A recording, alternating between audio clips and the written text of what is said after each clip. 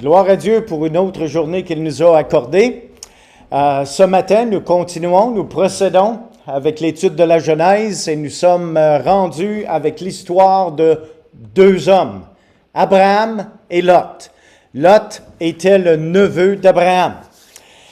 Peut-être que vous avez déjà voulu quelque chose au fond de vous-même, vous aviez des doutes et une fois que vous l'avez obtenu, cette chose que vous désiriez tant, vous vous sentiez misérable et votre espérance était de pouvoir revenir en arrière pour corriger votre situation. Tel en était-il de moi-même, une histoire que j'ai déjà partagée avec vous lorsque j'ai obtenu un travail avec une compagnie qui s'appelait Woodland Farm, une compagnie qui faisait l'élevage de cochons, dont j'ai obtenu un emploi pour quelque temps, très court, mais je me sentais en dehors de la volonté de Dieu parce que j'avais dû délaisser l'école biblique pour avoir ce travail. Le Seigneur m'a enseigné plusieurs choses à travers ceci. J'avais fait une décision, mais aussitôt la décision faite, je l'avais regrettée. Lors de notre dernière étude, nous avons suivi Abraham d'Ur à Charan et de Charan à Canaan. Nous avons vu que lorsqu'Abraham fut arrivé au pays où Dieu l'avait appelé, une famine est survenue dans le pays. Et sa foi n'était pas suffisante pour répondre à ses besoins immédiats. Abraham, accompagné de Lot, trouva refuge en Égypte. Qu'arrive-t-il lorsque vous êtes convaincu que vous êtes dans la volonté de Dieu, mais une fois arrivé dans la volonté de Dieu, une famine vous tombe sur la tête? Abraham et son neveu ont pris une décision. Ils ont été en Égypte, là où la nourriture était abondante. Le principe de récolter ce qu'on sème est de nature universelle. Et ce principe s'applique aux croyants aussi bien que les non-croyants. Le passage de Paul dans Galates 6, versets 7 à 9, nous dit ceci très, très clairement. Abraham accumula plusieurs possessions durant son voyage en Égypte. Chacune de ces possessions devint une obstruction et une malédiction pour Abraham durant sa vie et jusqu'à nos jours. Durant son voyage en Égypte, oui, Abraham s'est enrichi, mais il a aussi obtenu Agar, une servante. Agar a été donnée par Sarah à Abraham comme deuxième femme. Imaginez-vous, Sarah avait une servante qui s'appelait Agar, puis elle dit, Abraham, prends la servante, va coucher avec elle, puis fais-moi un fils. Wow!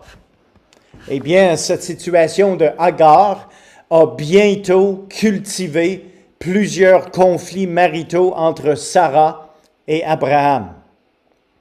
Et cette servante avait été prise en Égypte, ainsi que plusieurs autres richesses. Il y a eu plusieurs possessions, des bœufs, des brebis, des agneaux, des serviteurs, des servantes, mais à un moment donné, il s'est fait prendre dans son mensonge. Parce qu'il avait dit que sa femme était sa sœur. Et à cause de ceci, un conflit s'est élevé entre le pharaon d'Égypte et Abraham. Une fois sortis d'Égypte, parce qu'en principe, ils ont été mis dehors, quelle honte pour quelqu'un qui croit en Dieu d'avoir été jeté dehors par un roi, un pharaon. Et une fois sortis d'Égypte, eh bien, il y a une querelle qui est arrivée.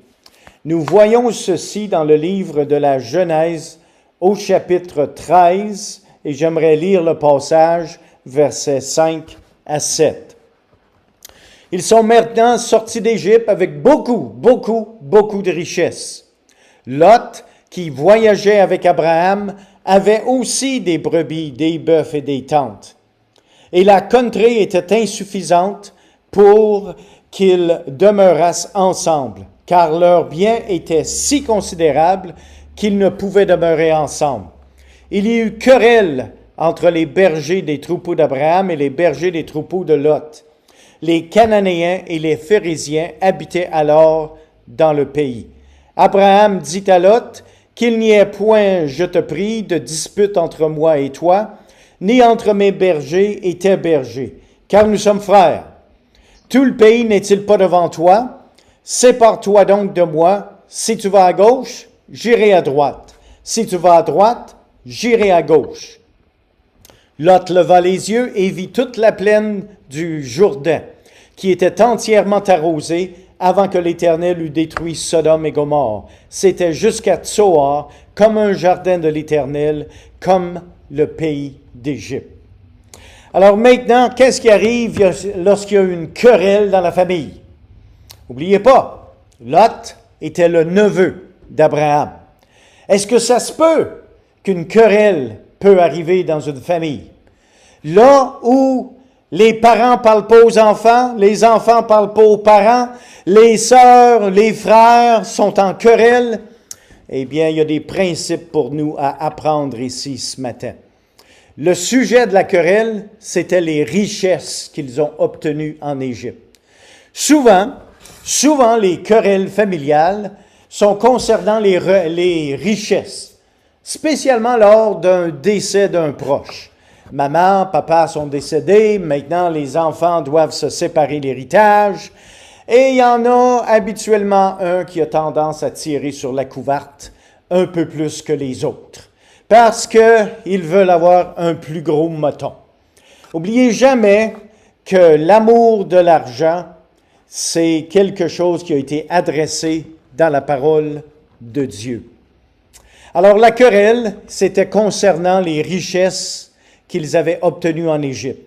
Le but divin dans cette querelle, eh bien, c'était de forcer Abraham à l'obéissance complète. Parce que, selon ce que Ésaïe chapitre 51, verset 2 nous dit, Dieu avait appelé Abraham seul. Qu'est-ce qu'il faisait avec son neveu? Pour une raison ou pour une autre, quand Abraham a parti de sa terre, là où il venait, il a pris son neveu et son père. Son père est décédé en cours de route, mais il restait le neveu. Et cette situation les a forcés à une séparation. Et nous devons nous rappeler que parfois, la seule solution à une querelle, que ce soit une querelle quelconque, une querelle familiale, la solution, c'est la séparation. Séparation, pourquoi? À cause que nous devrions viser une protection. Souvenons-nous ce que l'apôtre Paul a dit dans l'épître de Paul aux Romains, chapitre 12, verset 17. Ne rendez à personne le mal pour le mal. Alors, durant une querelle, spécialement familiale, c'est pas une question de se venger.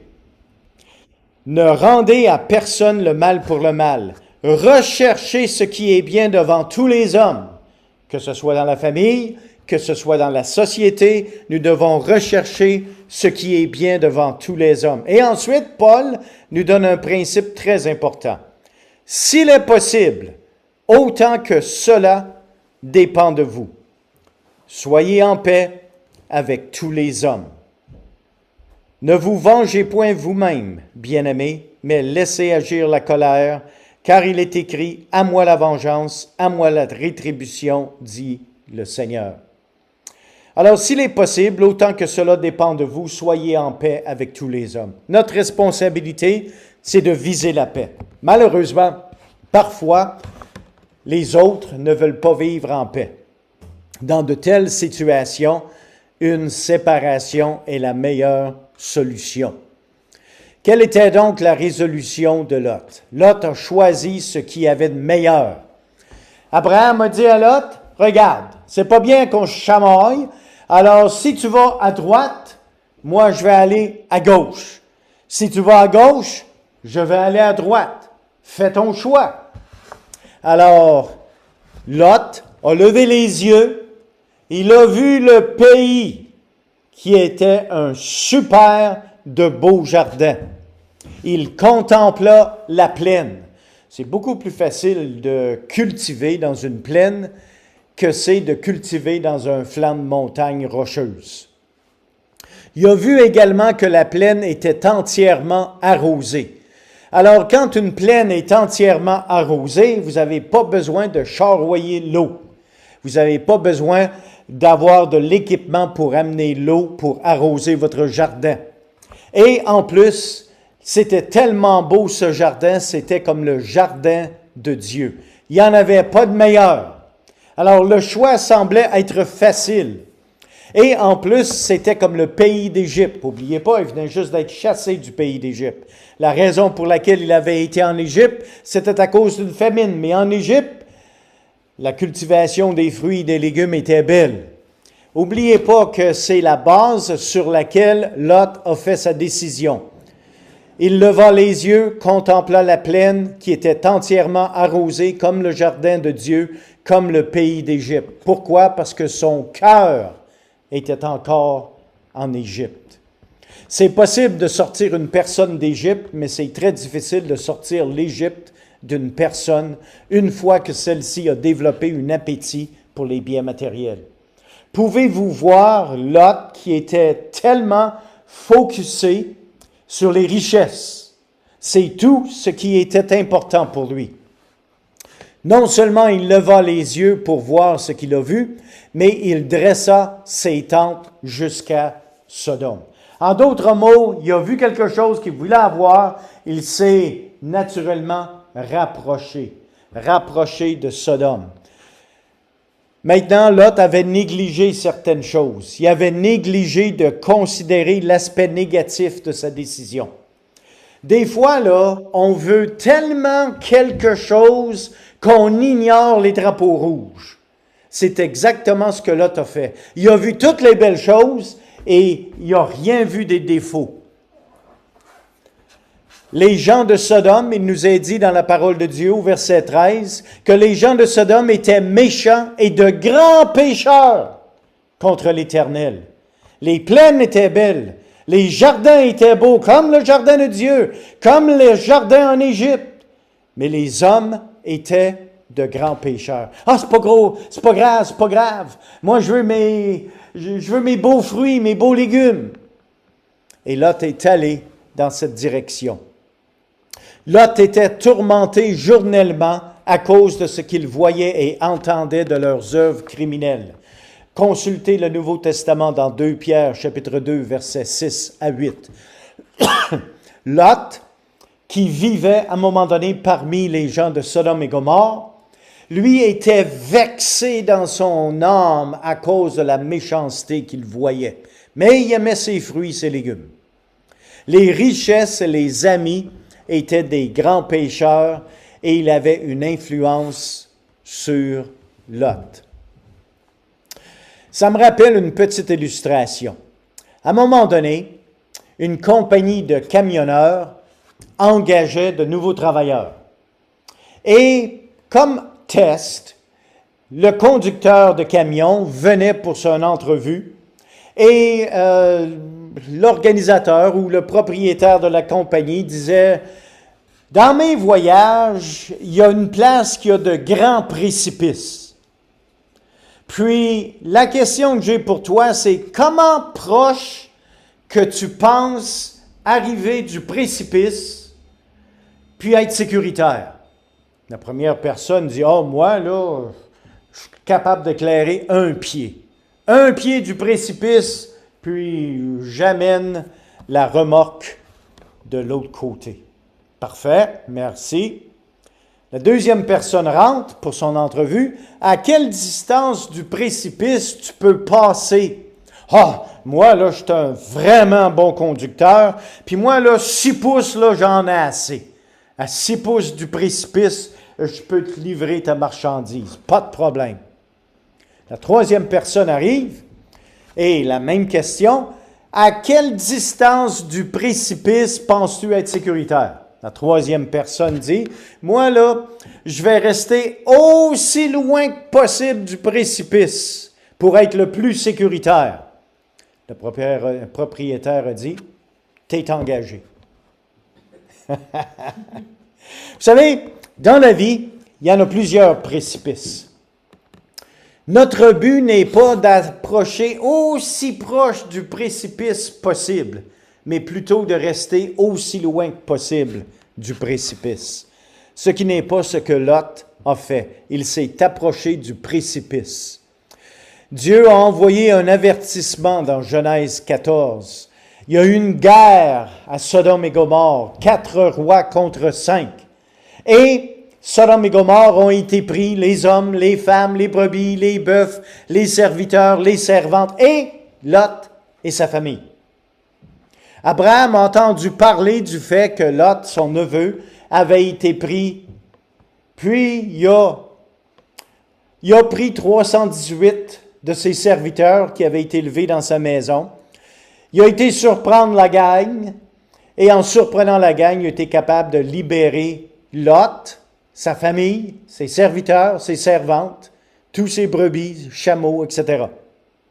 On aurait cru que ceci aurait servi de leçon à Lot, et que Lot a dit, « OK, j'en ai assez de vivre dans un tel pays, malgré toutes les richesses, je déménage. » Mais non, Lot n'a pas appris la leçon, malheureusement. Lot se trouva aux portes de Sodome. Et ça, c'est une expression biblique très importante, parce que quelqu'un qui se tient à la porte de Sodome, c'est quelqu'un qui est devenu juge dans la place. Imaginez-vous devenu juge dans un contexte de grand pécheur. Il leva les yeux et contempla, il dressa ses tentes vers Sodome, il demeura à Sodome et il était assis à la porte de Sodome. Un bref moment de contemplation avec les yeux de la chair, c'est comme allumer l'allumette qui commence un feu de forêt. Abraham marcha par la foi, mais Lot marcha par la vue. Abraham croyait fermement que Dieu prendrait soin de lui en Canaan, parce que c'était Dieu qui l'avait appelé à s'y rendre, même si Canaan n'avait pas les belles apparences des plaines que Lot avait choisies. Le pays de Canaan n'était pas entièrement arrosé, n'était pas comme le jardin de Dieu, n'était pas comme le pays d'Égypte. Mais Abraham marchait par la foi et non par la vue. Une autre situation est arrivée dans Genèse chapitre 19 avec Lot. Et j'aimerais lire ce passage parce que c'est une situation qui continue d'arriver de nos jours. Genèse chapitre 19 et le verset 2. Puis il dit, « Voici mes seigneurs, entrez, je vous prie. » Maintenant, 2 hommes arrivent. Ces 2 hommes, c'est 2 anges. N'oubliez pas maintenant, Lot est assis à la porte. Alors il voit tout, il a connaissance de tout. Puis il voit ces 2 anges, ces 2 hommes arriver. Puis il dit, « Entrez, je vous prie, dans la maison de votre serviteur et passez la nuit. Lavez-vous les pieds. Vous vous lèverez de bon matin, vous poursuivrez votre route. » « Non, répondirent-ils. « Quoi? Des anges qui refusent l'hospitalité de Lot? Nous passerons la nuit dans la rue. » Mais Lot les pressa tellement qu'ils vinrent chez lui et entrèrent dans la maison. Il leur donna un festin et fit cuire des pains sans levain. Et ils mangèrent. Ils n'étaient pas encore couchés que les gens de la ville, les gens de Sodome, entourèrent la maison depuis les enfants jusqu'aux vieillards. Toute la population était accrue. Ils appelèrent Lot et lui dirent, « Où sont les hommes qui sont entrés chez toi cette nuit? Fais-les sortir vers nous pour que nous les connaissions. » Lot sortit vers eux à l'entrée de la maison et ferma la porte derrière lui. Et il dit, « Mes frères, je vous prie, ne faites pas le mal. Voici, j'ai 2 filles qui n'ont point connu d'homme. Je vous les amènerai dehors et vous leur ferez ce qu'il vous plaira. Seulement, ne faites rien à ces hommes, puisqu'ils sont venus à l'ombre de mon toit. » Ils dirent, « Retire-toi. » Ils dirent encore, « Celui-ci est venu comme étranger et il veut faire le juge. Eh bien, nous te ferons pis qu'à eux. » Et pressant Lot avec violence, ils s'avancèrent pour briser la porte. Les hommes étendirent la main, firent rentrer Lot vers eux dans la maison et fermèrent la porte. Et ils frappèrent d'aveuglement les gens qui étaient à l'entrée de la maison, depuis le plus petit jusqu'au plus grand, de sorte qu'ils se donnèrent une peine inutile pour trouver la porte. Les hommes dirent à Lot, « Qu'as-tu encore ici, gendre, fils et filles, et tout ce qui t'appartient dans la ville? Fais-les sortir de ce lieu, car nous allons détruire ce lieu, parce que le cri contre ses habitants est grand devant l'Éternel. L'Éternel nous a envoyés pour le détruire. Lot sortit et parla à ses gendres qui avaient pris ses filles. Levez-vous, dit-il, sortez de ce lieu, car l'Éternel va détruire la ville. Mais aux yeux de ses gendres, il parut plaisanter. Wow! Quelle situation! La ville dans laquelle Lot était un juge s'est retournée contre lui. Lui qui pensait avoir des amis, même si c'était des grands pécheurs, ils sont retournés contre lui. La méchanceté et la perversité des gens étaient maintenant devenues évidentes. L'homosexualité. C'était une chose rampante à Sodome et Gomorrhe. Il y a plusieurs passages bibliques qui font référence à l'homosexualité. Vous les avez là. Et vous avez un passage tel Romains chapitre 1, verset 24 et d'autres qui parlent d'efféminés, qui sont les homosexuels passifs avec des tendances féminines, qui parlent d'infâmes, qui sont les homosexuels agressifs qui prennent un rôle masculin. Vous avez tel passage dans 1 Timothée, chapitre 1er, versets 9 et 10, qui parle de débauche, ceux qui pratiquent la sodomie, et ceux qui sont infâmes, les homosexuels agressifs.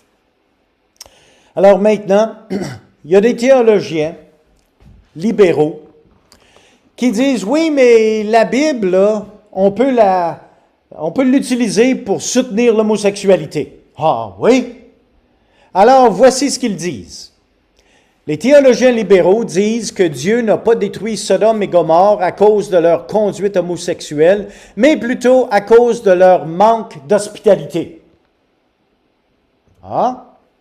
Regardons le texte. Genèse 19, verset 1. L'hospitalité de Lot était immédiate. Alors, ce n'est pas une question que les deux anges étaient sur le point de coucher dehors, ils ont été immédiatement invités. Au verset 5, la théorie de l'hospitalité n'explique pas la signification de la phrase « pour que nous les connaissions » ou « pour que nous puissions avoir des relations sexuelles avec ces hommes ». Alors, c'était la raison pour laquelle ces hommes sont venus frapper à la porte de Lot. Et dans Genèse 19, 13, les anges de l'Éternel avaient été envoyés pour détruire Sodome avant même que les citoyens aient eu une chance d'exercer l'hospitalité.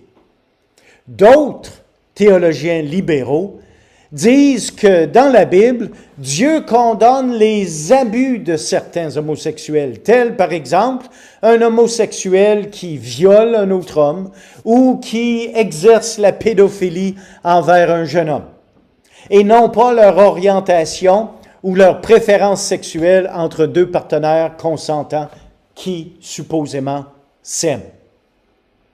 Alors, il est vrai, en réponse, que Dieu déteste les abus sexuels de tout genre, que ce soit le viol et la pédophilie de l'homosexuel ou le viol et l'adultère d'un hétérosexuel, Dieu les déteste tous. Toutefois, la Bible condamne sévèrement toute relation sexuelle en dehors d'un mariage hétérosexuel.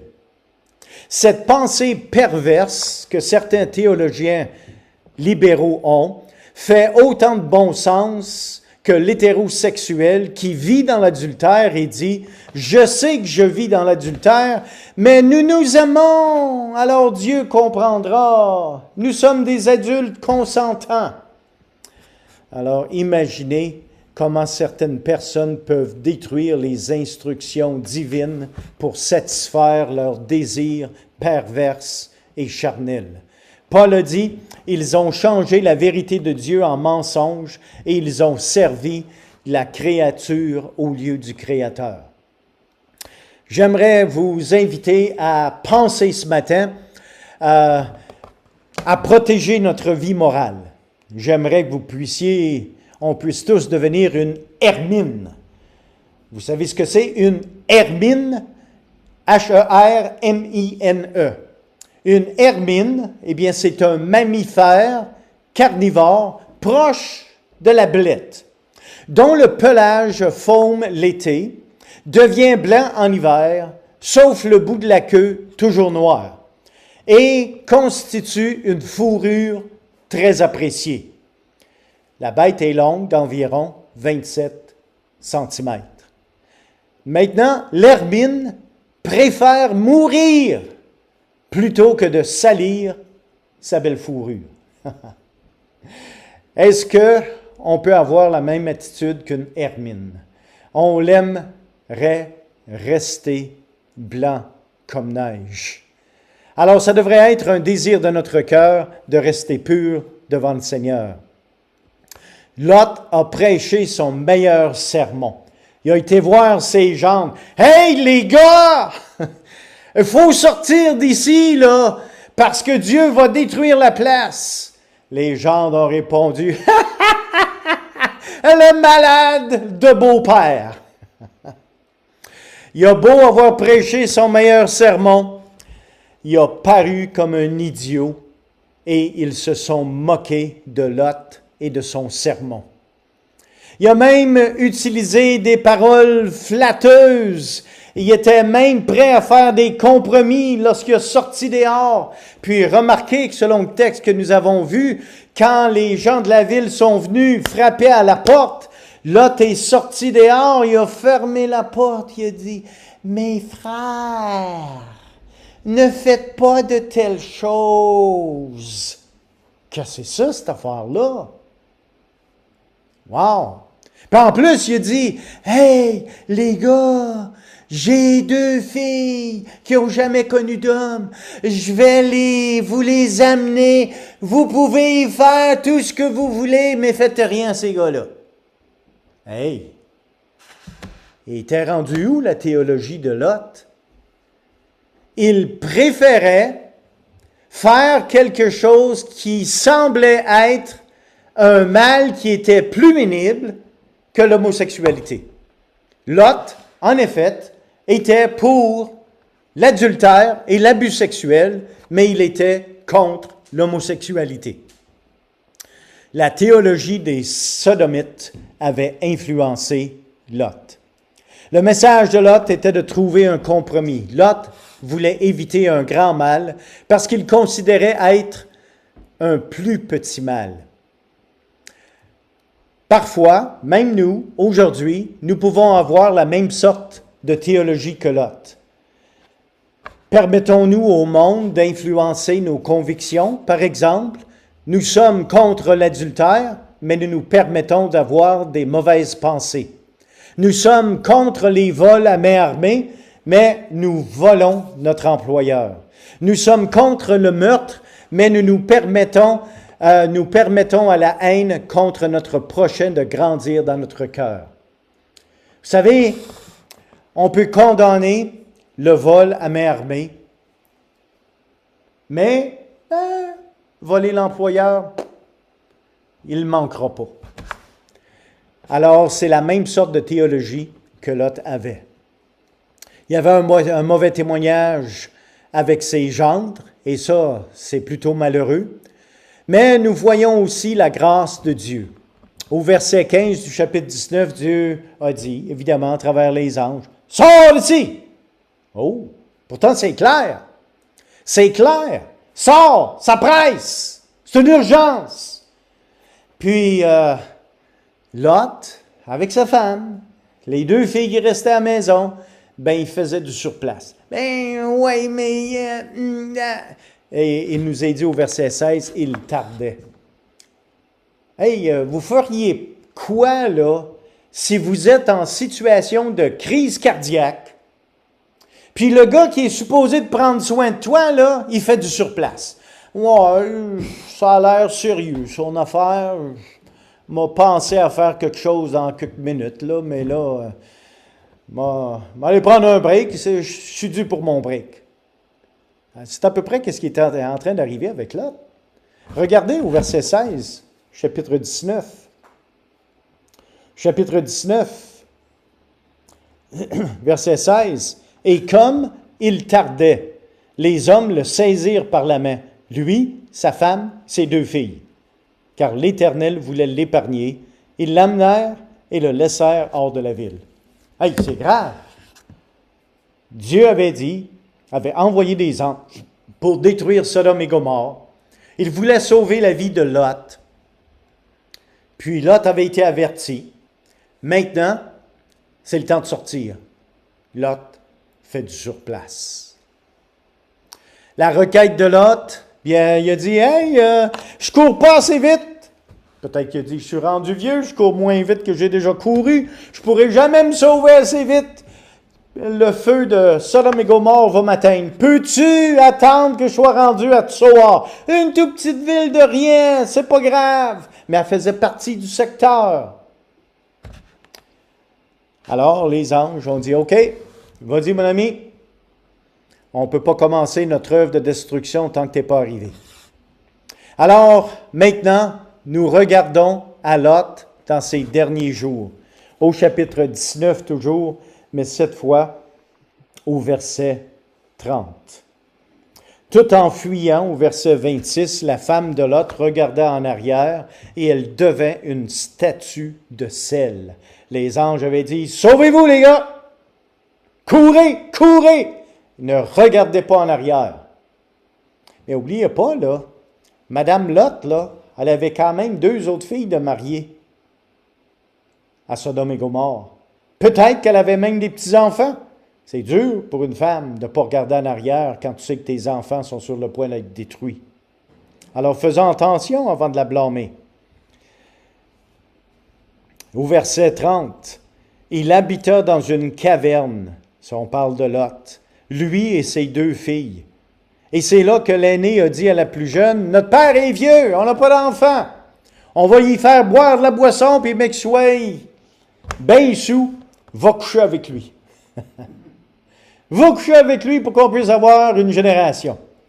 Puis le lendemain, ah, ça va être à mon tour. On va le saouler encore, là, le père, le petit vieux. Puis, il va venir, on va aller coucher avec lui. Les 2 sont devenus enceintes de leur père. Mais les filles de Lot, là, ils avaient pris leur théologie où, eux? À Sodome et Gomorrhe, en Égypte. C'était pas grave. Hey, quand ton père est prêt de t'offrir comme vierge à une foule de gens qui peuvent t'abuser, il n'y a rien là d'aller coucher avec ton père pour avoir une génération. Pensez-y 2 fois. Alors, ce n'est pas surprenant que Lot s'est fait avoir par ses 2 filles. Dans les derniers jours de Lot, ces derniers jours se terminèrent dans une solitude déprimante. Il perdit sa femme, qui est devenue une statue de sel, et cette statue de sel, devrait nous assaisonner à suivre le Seigneur fidèlement, puisque c'est si dangereux de regarder en arrière. N'importe quand vous vous sentez dire « Ouais, mais quand j'étais païen, là, je faisais une belle vie. » Si ça vous tente de regarder en arrière à votre ancienne belle vie dans le péché, alors souvenez-vous que quelqu'un qui regarde en arrière, comme la femme de Lot, elle est devenue une statue de sel. Ceci devrait tous nous assaisonner de regarder en avant et non pas en arrière. Non seulement Lot a perdu sa femme, il a perdu ses richesses. Lui qui au début ne pouvait pas trouver assez de terrain pour tous ses troupeaux, était maintenant devenu le malheureux propriétaire d'un trou au sommet d'une colline, une caverne. Seul avec ses 2 filles, dans un très petit appartement, il est démuni de tout luxe et tremblant de peur et de froid. Il avait peur. Il avait peur des gens. Il avait peur parce qu'il avait tout perdu. Il a également perdu non seulement sa femme et ses richesses, mais il a perdu sa dignité. Lot s'est fait déjouer par ses 2 filles. La première a eu un fils qu'ils ont appelé Moab, qui était un peuple qui a causé beaucoup de troubles à Israël dans les années futures. Et la deuxième a eu un fils qui s'appelle Ben-Ami, de qui virent les Ammonites, je devrais dire, que les Israélites ont dû tuer lorsqu'ils entrèrent dans la terre promise en Canaan. En conclusion, qu'apprenons-nous de Lot? Lot et son choix de résidence. Il préféra, c'est-à-dire, les plaines bien arrosées plutôt que l'autel d'Abraham, et il négligea la méchanceté des gens de Sodome. L'endroit que vous choisissez de vivre peut avoir une grande influence sur vous et vos enfants. Alors faisons attention à l'endroit que nous choisissons de vivre. Lot céda au désir mondain d'accumuler des biens matériels au prix de sa relation avec Dieu. Il croyait en Dieu comme une roue de secours dans les mauvais jours, mais insistait pour être au volant de sa vie parce qu'il voulait contrôler et protéger ses investissements. Seigneur, quand je vais avoir besoin de toi, m'a t'appeler. En attendant, c'est moi qui veux contrôler ma vie, parce que je sais où je m'en vais. C'était l'attitude de Lot. La vie de Lot eut une fin misérable.